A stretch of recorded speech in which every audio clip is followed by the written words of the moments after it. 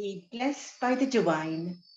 May the whole world enjoy prosperity, happiness, and peace. My humble salutations to the divine and our Guru, Vethathiri Maharishi. We now move on to the inaugural address. I extend a warm welcome to the chief guest, Professor Tarun Jaipal Mundarth, Vice President of Sky New Jersey Meditation Center Trust, USA, who's here for a special address on the most needed topic of the day, Vethathiriyam, economy and consciousness.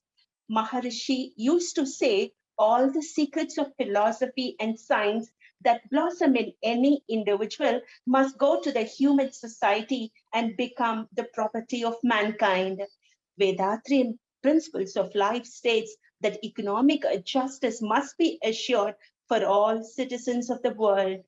Deep understanding of nature is essential for living in harmony with the law of nature while balancing material well-being with spiritual progress. Even accepting the very fact needs courage and wisdom.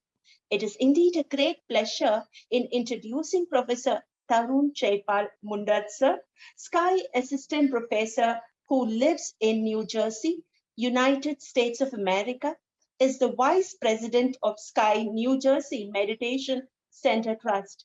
He's been practicing Sky for the last 25 years and has been sharing his wealthiest knowledge to USA aspirants for the past 15 years. It is remarkable to say that he has trained more than 200 masters in New Jersey in a shorter span of 5 years. In addition, our professor is imparting Sky practices at Bank of America's office for the past 3 years. Sir is teaching yoga to school kids of a non-profit organization, Boys and Girls Club. To speak about the recognition and honors bestowed on our professor, Tarun Jaipal Mundarth, sir, Bank of America has conferred Diamond Award to him in the year 2018.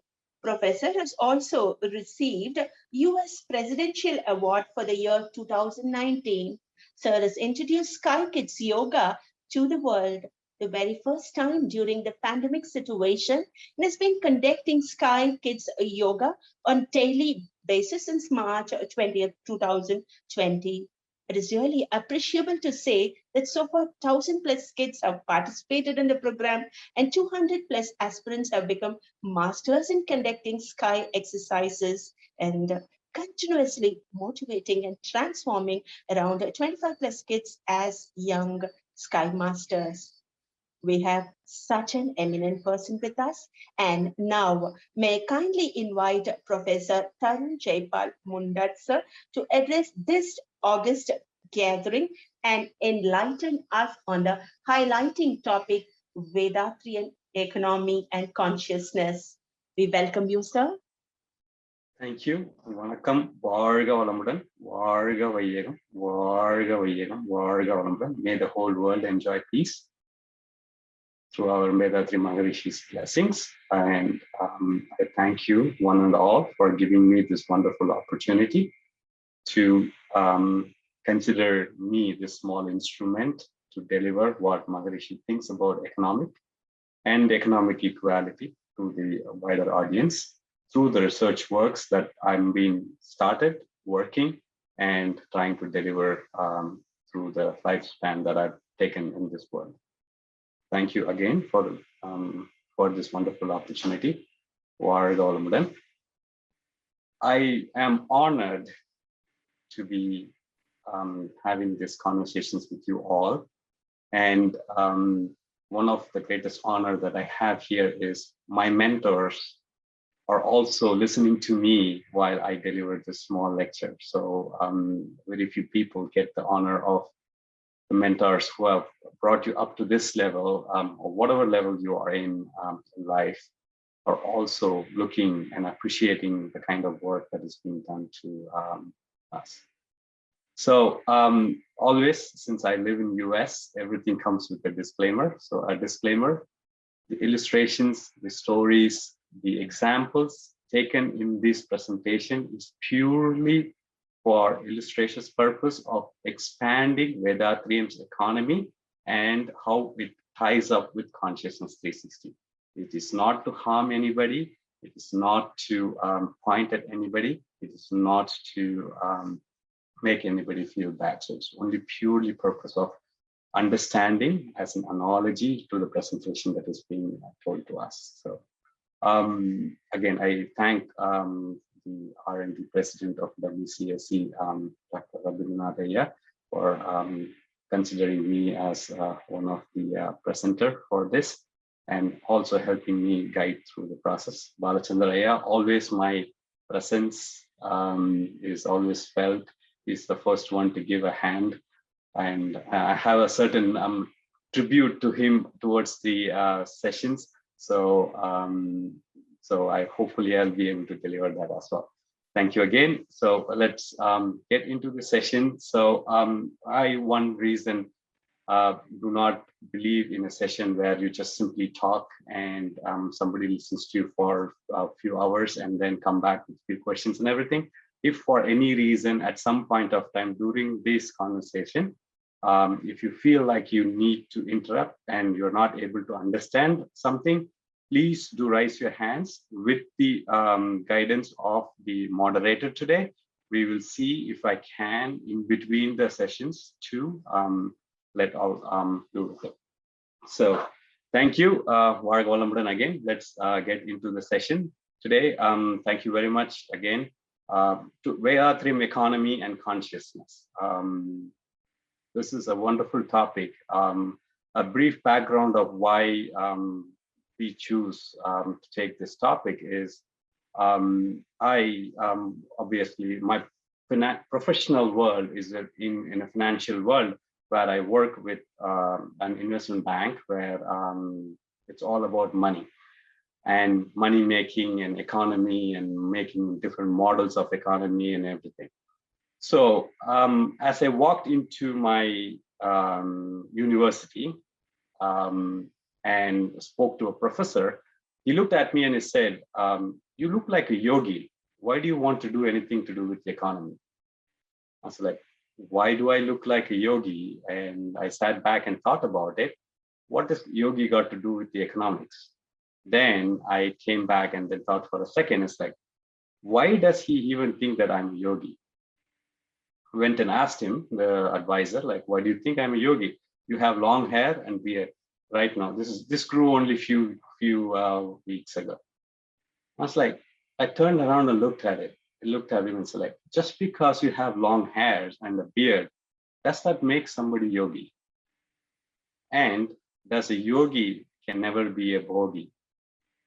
So those two words, like one, a realized master, one who is consuming the world's materialistic world for pleasure, yogi and bhogi, closely ties up with this topic that we have, economy and consciousness. Okay, so that's the direction that I'm going to take these sessions. So I sit back and relax and think about it. Like, I consider myself as a bhogi, but somebody comes and looks at my appearance and says, oh, you look like a yogi. You must be teaching yoga and a lot of things to this world. And why do you come and try to make money? Or why do you try to come and understand this concept of economy and try to do this? Then Maharishi came into my thought process and he said, like, why would somebody like Maharishi, who was a successful entrepreneur, who built his empire and ran ambulance service, his own ambulance service in his peak economic time, left it and then turned into a spiritual guru? But did he lose the existence of economics? No. The second point, as Rabindra Nair pointed out to me yesterday when we had a conversation, in Maharishi's world piece, he talks about economy. He thinks economy is one of the most important concept and idealism that we need to work on to make sure that the world attains peace. Being Maharishi's disciple, obviously, everything starts with a definition. You take anything Maharishi clearly defines anything that you want in this world, anything that you want to talk about, you need to have a clear definition of what it is. One of the most beautiful hand that was given to me was Balasundaraya immediately saying that, oh, let's talk about it. And let's talk about the consciousness 360 and what it is all about. And what is this all about? And what are we going to talk about? So let's go into the definitions of what economics is. Fundamentally, economics is all about money, economy, and economics. Define money, a medium where it allows people to exchange things to make their living. What is money? So fundamental. People now talk about money when people come to me and ask about what do I do? I want to retire early, or I want to do my retirement thing at this age. And then what do I have to do the retirement? And then they come and tell me that, oh, I need to have enough money to retire. That's how everything starts. Money, I want to retire. I want to retire because I want to enjoy the life. And I want to know how much money I have to make to retire. This comes to me in mind. Every time somebody comes and asks this question, I'm a storyteller. Every sessions of mine always has a story to tell. So I'm taking one of the most famous stories down in South India about a fruit of knowledge. So somebody, again, religious, nothing to do with religious disclosures or anything. The story is purely taken for the reason of explaining economics and consciousness together. So one person, a musical genius, had a fruit of knowledge with him.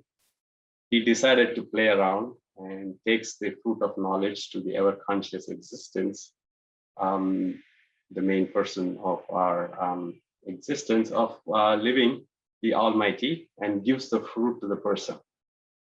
Okay, person looks at the fruit and says, like, I am the embodiment of consciousness and knowledge in this world. Why do I need this? So he turns around and looks at his better half and says, like, I don't need this, you can have this. Better half looks at him and says, I don't need this one because I'm always with you. If you are the embodiment of knowledge, I am also the embodiment of knowledge because I make the knowledge function. So they decided to share it or give it to their children. They have 2 kids. To say, whoever understands or go around this world or the cosmos and comes back will get the knowledge of truth for them to consume. And then the challenge starts. We all know this story, but how does it got to do with economics? Immediately, the next point that comes into our existence is economy. What is an economy? There must be a production, there must be a consumption. The interrelation between production and consumption drives what economy is. And how do you study that relation between production, consumption, and transfer of these great things is economics. Back into our story, till everything was silent, this great musician comes with this fruit, everything was fine. Nothing was there. Everything was available. People were doing their work and everything. There is a production, something called knowledge. Now somebody has to consume this.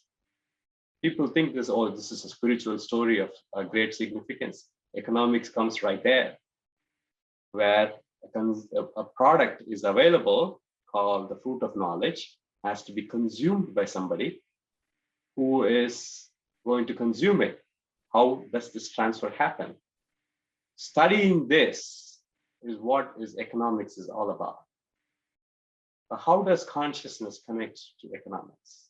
How does it evolve as we go through the story, and how the consciousness is related and interlinked? Let's go through the next slide. In general, again, I'm working for Maharishi right now. Maharishi is playing through me, means everything has to be defined. English, purely, if you type the word consciousness and look for the meaning in Oxford Dictionary, it simply states the state of being awake and aware of one's surrounding. That's the simple definition of what consciousness says. Now, there is a flaw in the definition, because you go and look for the word cognition, the meaning of cognition is also similar. Being aware of your surroundings.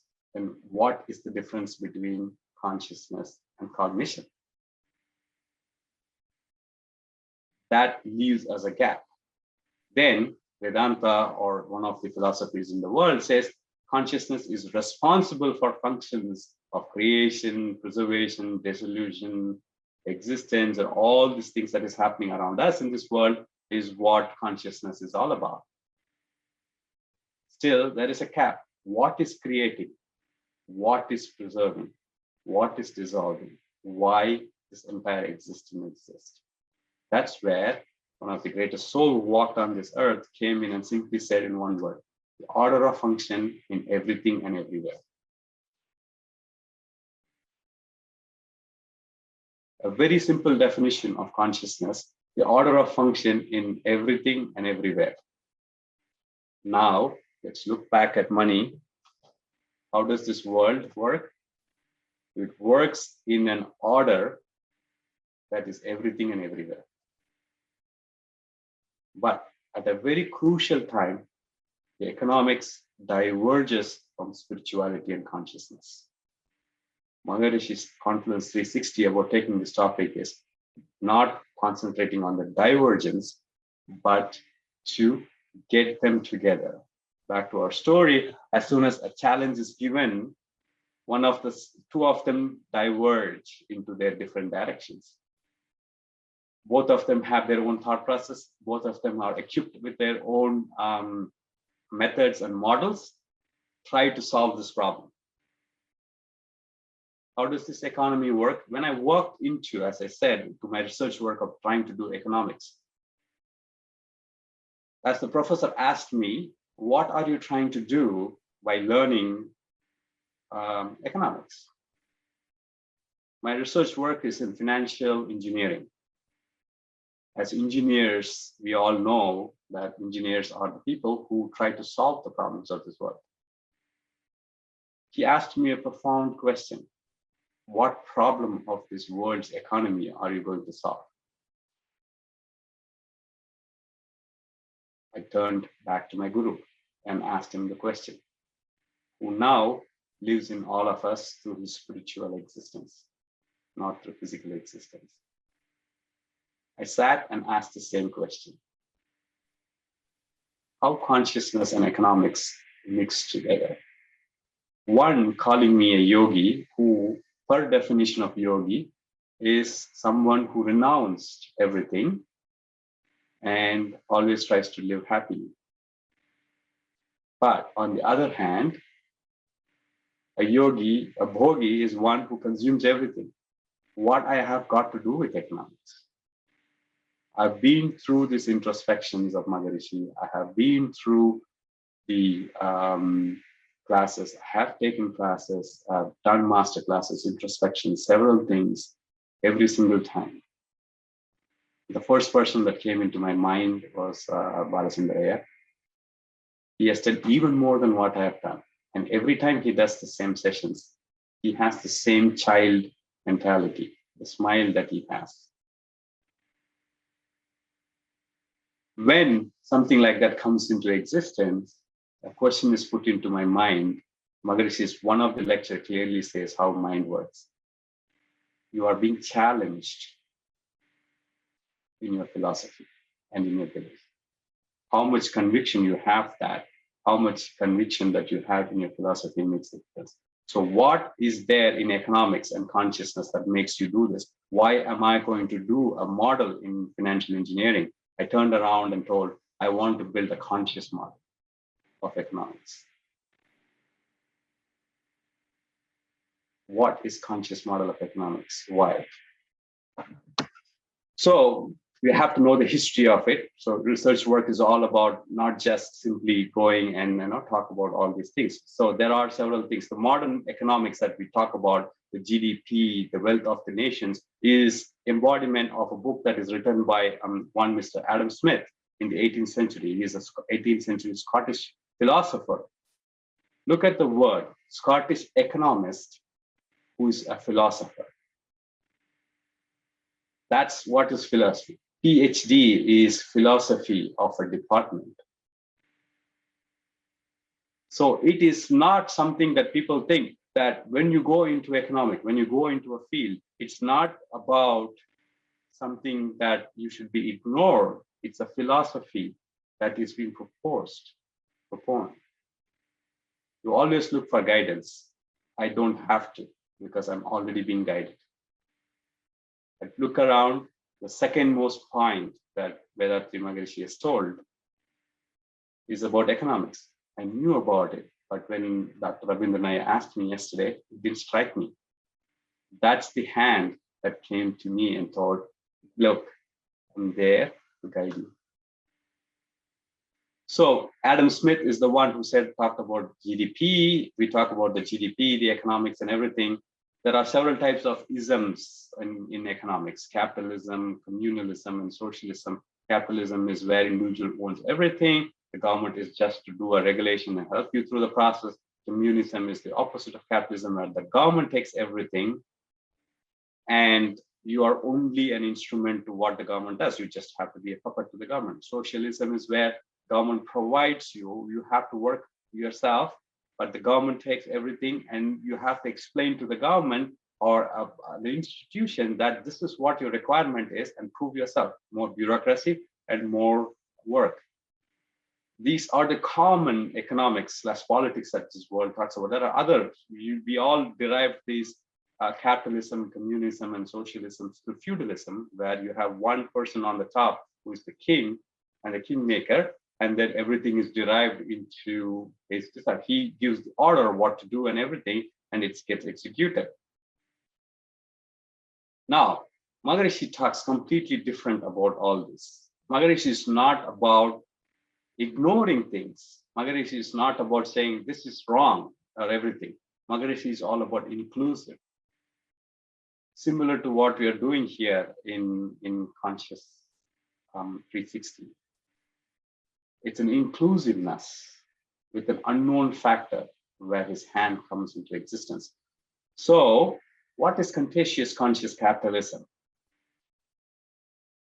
Just a spontaneous word that just came into existence. We'll talk to that through that over a period of time. So how is economics measured in this world, in the modern world, through Adam Smith's eye? We talk about GDP, we talk about employment, we talk about existence and everything. There's basically, it has a connection to mathematics that we have, probability and statistics, if you have any mathematical students here. We do calculus, different types of models that exist for us, work, stochastic models, deterministic models, empirical models and everything. And it is derived into normal distributions of Markov, Brownian motion, geometric Brownian motions. All these words makes our head spinning. What is a stochastic model? A model where you work with unknowns. Try to do deterministic things and empirical through experience. You try to build a model that works. How is that connected to consciousness?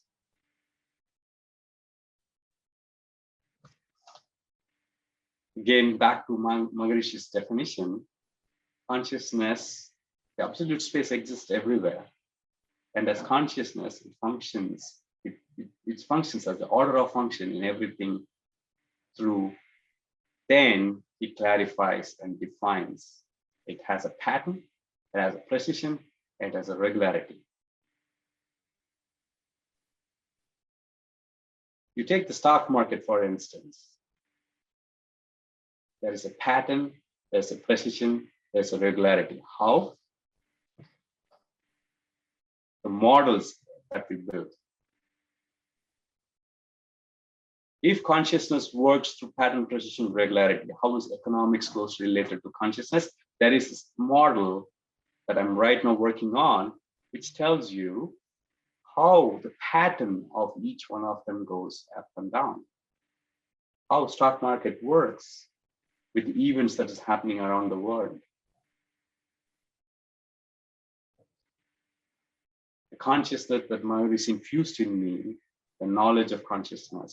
Again, I'm not talking about the wisdom yet. I'm talking about the knowledge that we are going through. It's pattern, precision, regularity. There's an input, there's an existing output. Closely relates to consciousness. Now, coming back to our story, two people, one decides to use his equipments, vessels, and everything, go around the entire world and find out how I can reach to the entire world and come back. The other person sits back and thinks and finds out what? That I don't have to go through the entire world and experience everything. I can find everything where I am in. So once you know the pattern precision, in economics, you have consumption, you have a production, and you have a consumption, pattern precision and regularity. As long as there is production, there is consumption. Demand comes into being. Something is demanded, there is a supply attached, demand and supply works together, economics. Consciousness, there's a pattern, a precision, and regularity. It has to work in a certain order. It has to be precisely working in the same form, and it happens in regularity. As long as there is production, as long as there is consumption, as long as there is determination, money plays a factor in there. Now comes cognition. The models that we talk about is all about cognition, being aware of where and what the money is doing. The experience of the past. We discriminate certain rules. When we build a model, for instance, I'm building a model of the stock market. By 2020, March, there is a big dip because of the pandemic that we are in. Stocks crashed, money crashed, economy went into toss, nobody knew what was going to happen. But when they build the same model now, with the experience, they discriminate. That's an unusual event we need to look at. When we are in conscious existence, we have cognition, we are aware of the surrounding. We experience, there are several experiences that comes into existence. We discriminate to make sure that this is for good, this is for bad. Let's not focus on this, let's focus on that. How does mind works? The output of that comes into existence of what we are, who we are through our mind, the peripheral of our conscious existence. Going back, economic as it's seen in this real world. Age and world economy. People purely look at the workforce of this world. How the population ages. 90s, 80s and 90s, China had the youngest world populations. They had the biggest workforce in the world. World moved from America production to China because they had the youngest workflow. World economy shifted. Now, by 2020, China's workforce is aging, is more older than where it was in the 1980s. World is shifting to another country, India, where the workforce's average age is less than 30. Now, economy and every country in this world now looking at another country, how they move money based on demand and supply. What is there comes into existence. In one of the Maharishi talks about desire versus greed. How does the modern world look at economics? Is the desire to make sure the workforce is always there, the supply chain is always built, the production is continuously happening, creating an artificial demand, producing greed. The more I sell my product, the more I profit. I make money. My wealth is determined by how I show off my wealth. Desire of solving the world problem turns into greed of individualistic, right? Where I put my valuables first versus the value of how I consume it. This is how the economics has got driven into this. Purely running into a world where I am, as an individual, work to make sure only my family works. The small society that I will live in should be prospered while I don't care about what the rest of the world is suffering. What economics was all about is production, where you take something produced in one place, you give it to the consumers, where things move around to make sure that things have to be worked out in a general perspective, become so individualistic to one person, where it is all about accumulating my own money and showing off my wealth. Where valuables of what I have, a big Lamborghini, a Rolls Royce, takes more precedence over how I got to buy that valuable things. That valuable, what I think is valuable to me, to show off my wealth through the money that I have in my account. Eventually, making my individual life right. Back to our story, the person who sat there and said, like, I don't have the means to drive through the world, but I have the means to learn through my parents. He just simply gets up, goes around his parent, and comes and says, if you are the embodiment of the existence of this world, then by going around you, I have gone through this universe. The parents couldn't disagree. They give the fruit to the person. And he sits there comfortably eating the fruit of knowledge.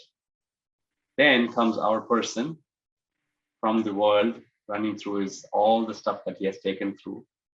He comes back and sees that a person who sat in one place got the fruit, but he didn't. He gets angry, walks out, renounces whatever he had, and then goes to a salute place and remains there. Aren't we all like that?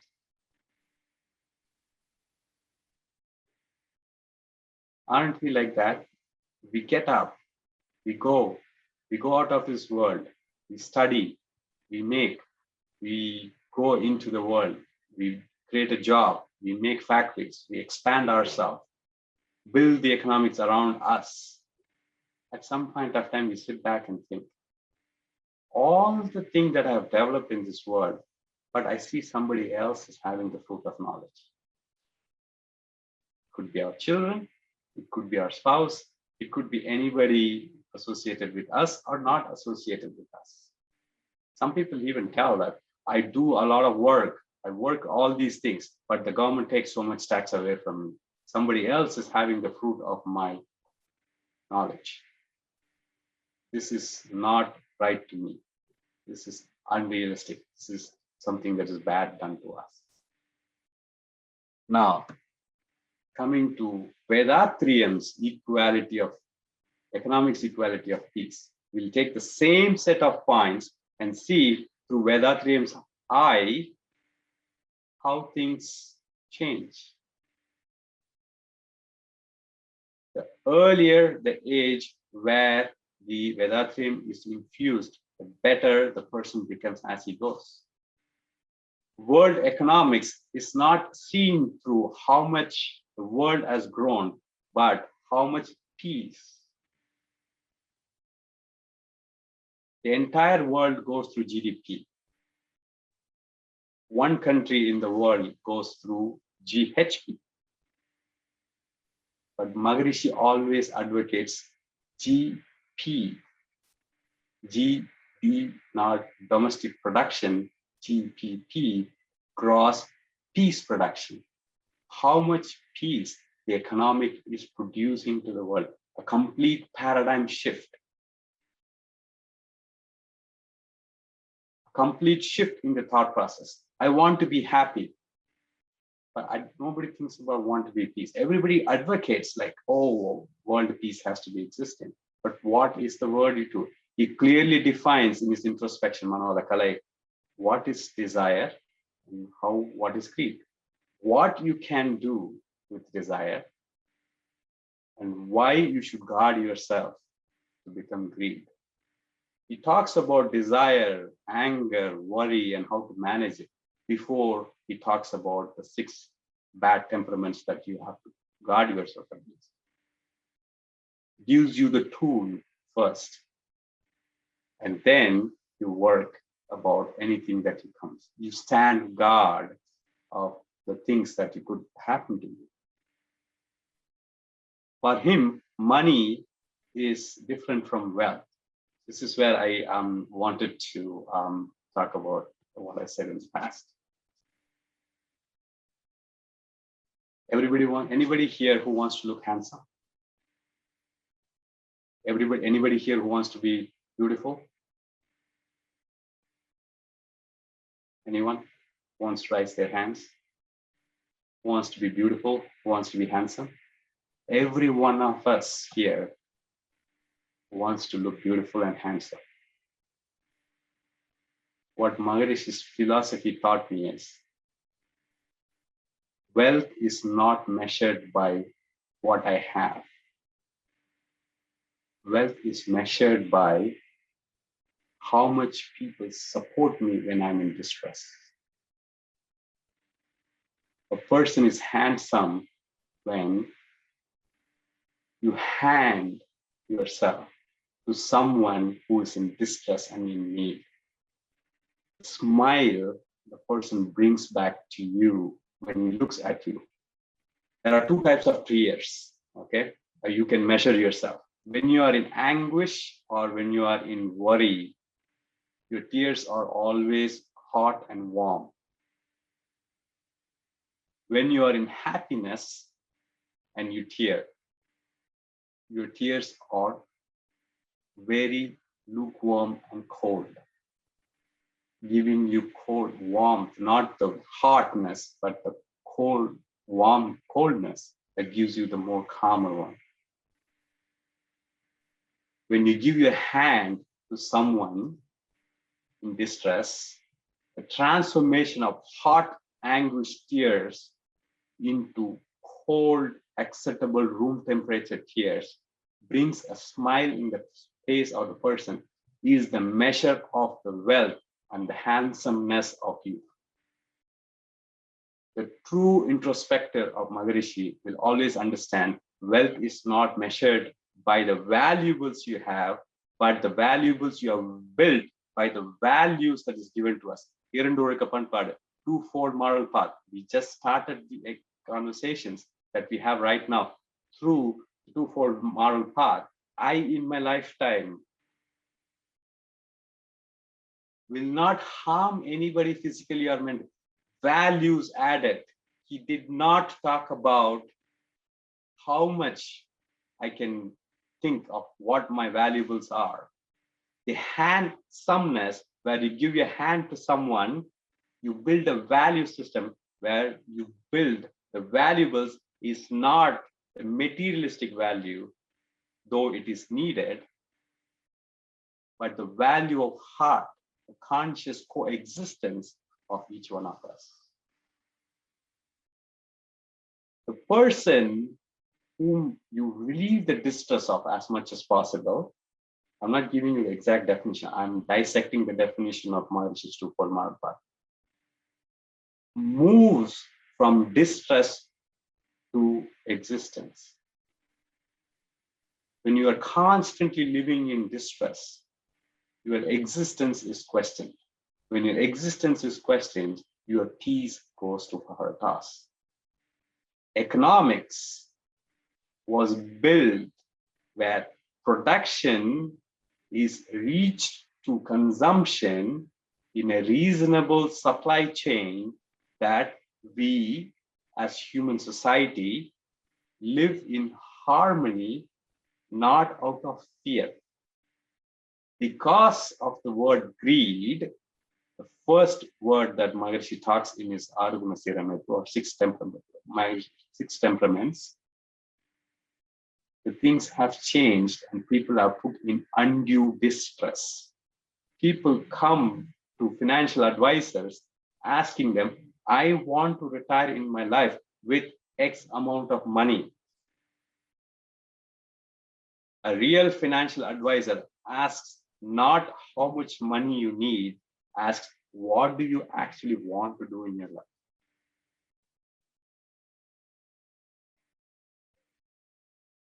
The same question is being asked when the person in our story goes to a secluded place, renounces everything, and then sits there. A well-guided master comes and asks question to the person. Why have you separated yourself and thinking that you don't have it? Then the person narrates the entire story, and then there's one question that asked to the person. Do you know what is the knowledge of truth that was given to the other person? He says, no, I don't know. It's the same knowledge that you gain through going out. Vethathiri Maharishi's meditation technique talks about going to inner self and also talks about Turiyathitam, where you are part of the entire universe. He does not make a hero or a villain in a story. The philosophy from where I come from, the country where I come from, there are no villains. But how do I know? There are no wrongdoings. It is just the missing of that awareness, conscious existence within us. The same story has been told many times over a period of time, making one person more knowledgeable than the other person. Each individual person is knowledgeable. What you have learned by going through the outside world is exactly what he has learned through that.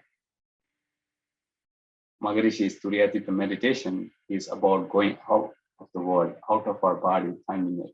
Same Maharishi's Agna meditation talks about inner self as one individual. Producing individual peace. Right above, when the world looks at economics, we talk about individual, how individual is doing successfully in money terms, what valuables he carries, what is his family in the societal world is, how the status symbol is comes in. Maharishi redefines, he defines how individual peace can be attained by economics. How the family peace can be advocated through the economic well-being of the person. How the society peace that he can produce, how the world peace can be done. There's one great thing that Maharishi always talks about is charity. In modern world, if you have seen, great businessmen always have a charitable organization. You go and ask them, the objective of the charitable organization is not to give to people, it's just to show off that the values that they build out of unmean circumstances is given to somebody and the world does not think that they are a mean person. If you have read Maharishi's economic policy and principle, it clearly says not everything should be given to everybody and free of cost. It has to be earned. He talks about all the isms in one term.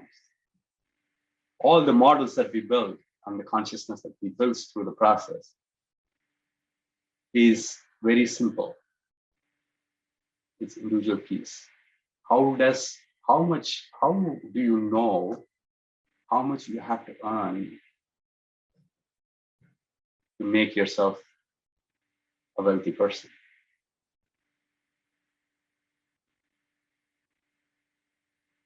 It's by giving. It's not by earning.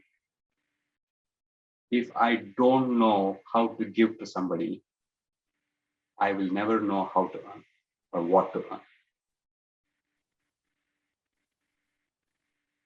A profound philosophy that creates inner peace is not by gaining, but by giving.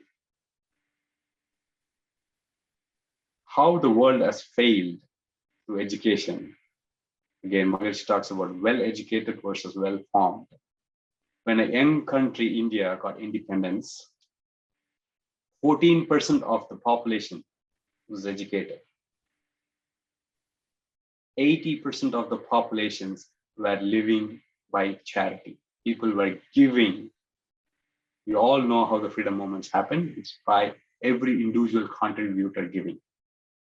Now, India 2020, 95% population is educated.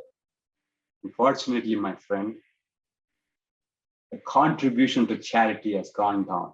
We are 134th country in the world. Only 14% of the population gives charity.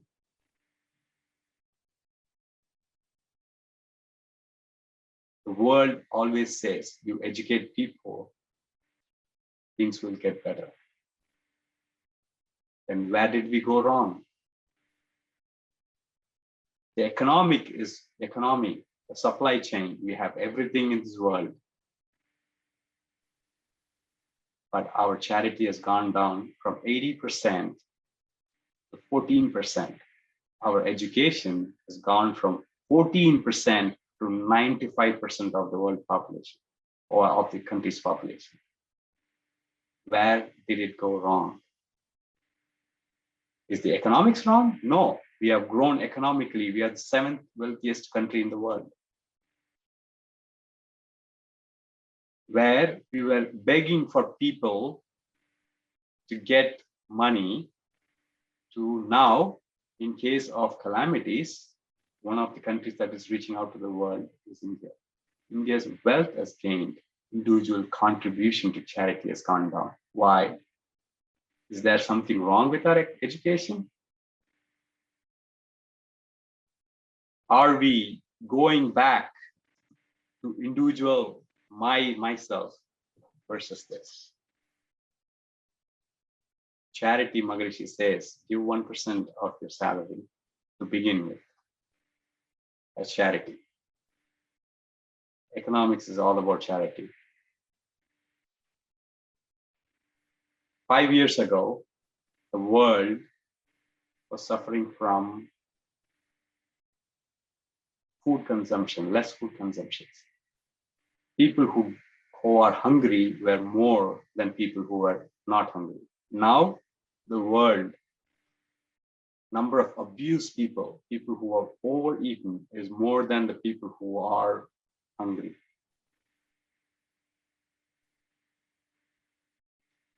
There are 100 million homeless in US. Not 100,000, sorry, 100,000. In India terms, 1 lakh approximately. 1 lakh American citizens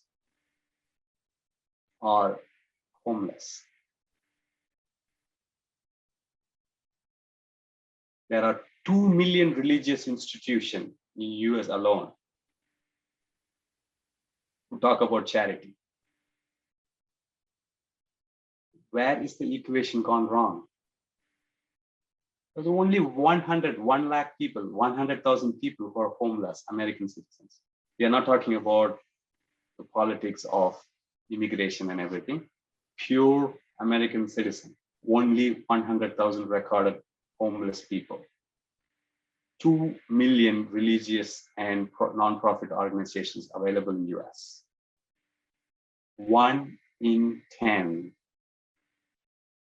When people come in to advocate that I'm going to bring peace, knowledge, and everything, what is missing? What's missing is not education. What is missing is a well-informed mind. A mind that is well-formed is what is missing, that is creating this economic imbalance.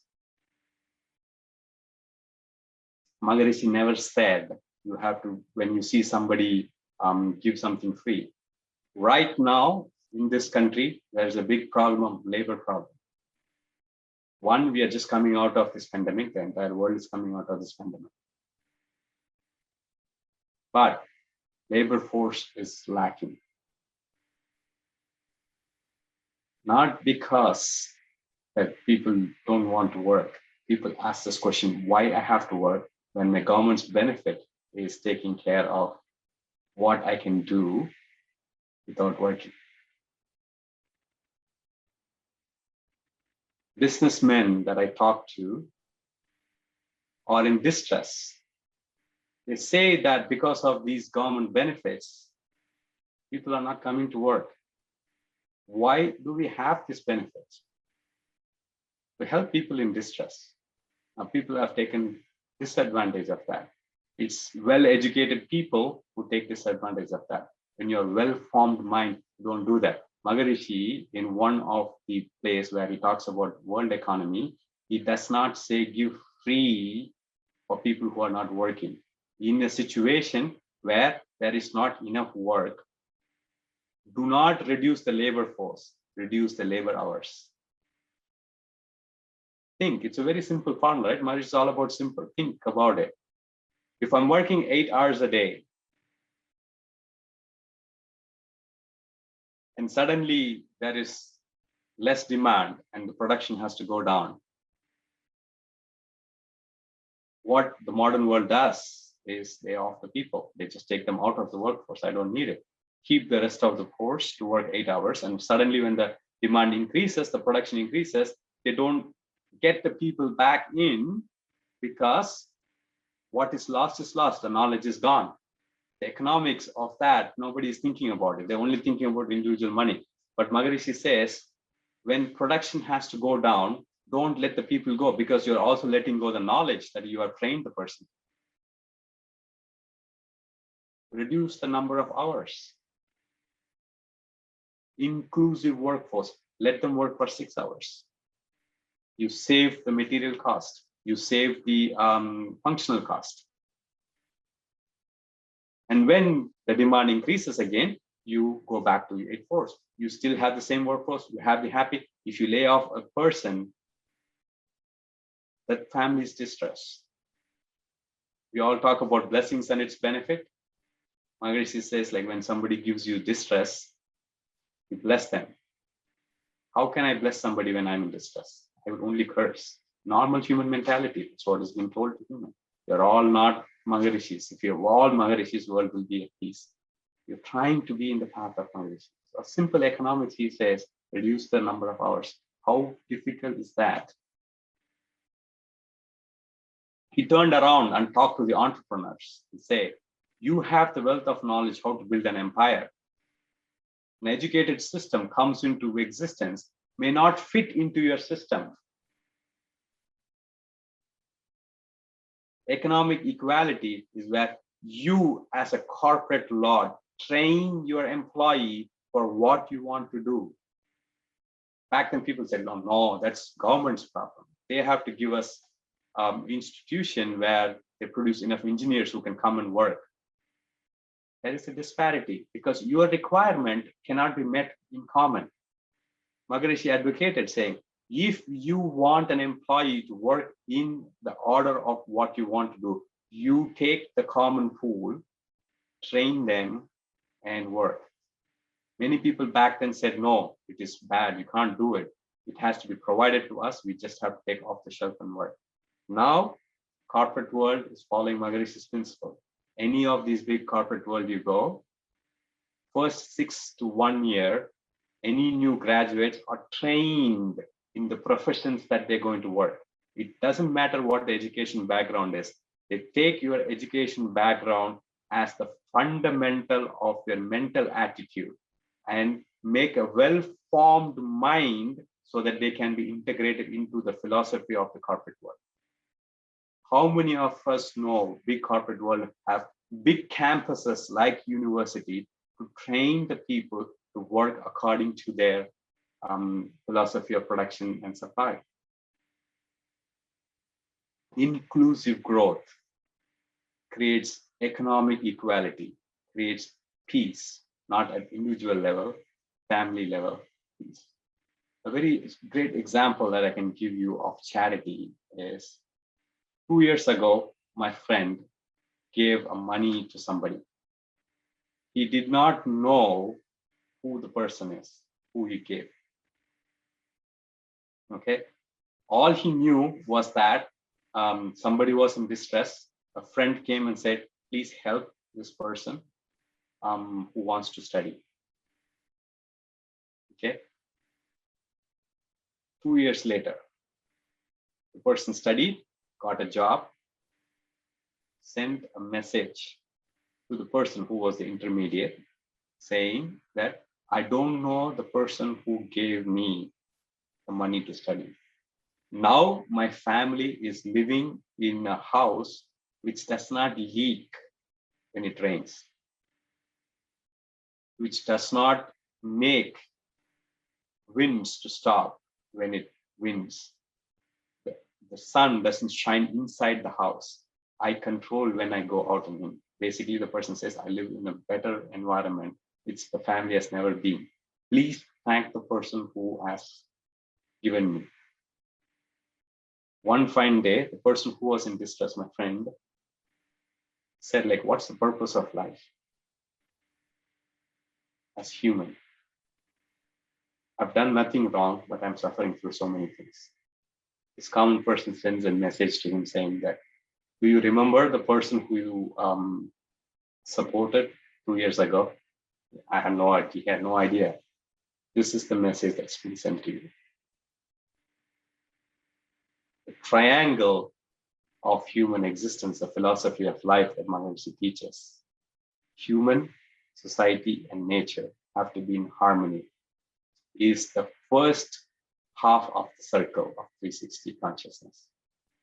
Let's strive for a well-formed mind, creating a well-formed economy of the world where work is rewarded, not given free.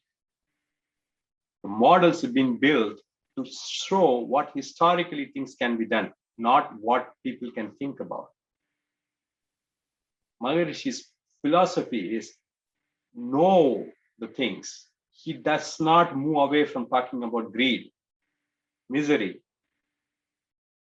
He talks about that too, because you need to know what desire you know unknowingly could lead into a 6 bad temperaments that could bring not only your downfall, but for the entire community that you're living for. It's a 360 degree. He has given the first half of the circle, 180 degree, through the philosophy of life, where a triangle is 180 degree. Covers the first 180. Us as individual have to fill the other 180 degree to make the circle complete, makes it complete 360 consciousness. Now, what is conscious capitalism? It's not a tongue twister that comes into existence. Maharishi never talk about freeness. He said the government has to provide basic needs. People misunderstood when he proposed it. Now people are realizing what he proposed. He even said when he left that his philosophy takes time. Everything takes time. You have to be patient. He given us the first half of the circle with all the knowledge that we need. Us as individuals will have to make it a complete circle, a complete consciousness 360, which again, this wonderful organization WCSC IT has been advocating for so many months and so many years. I, as an individual person, did not look at the clock when I started the conversation. I, with Maharishi's blessing, as an instrument to his thing, now feel I've talked about 1 hour into my conversation and in this sessions for Q&A. If I'm wrong, my consciousness needs to be retrained. My 360 degree has a hole. If I'm right, this is exactly on the top of the hour. வாழ்க வளமுடன், வாழ்க வளமுடன், வாழ்க வளமுடன்.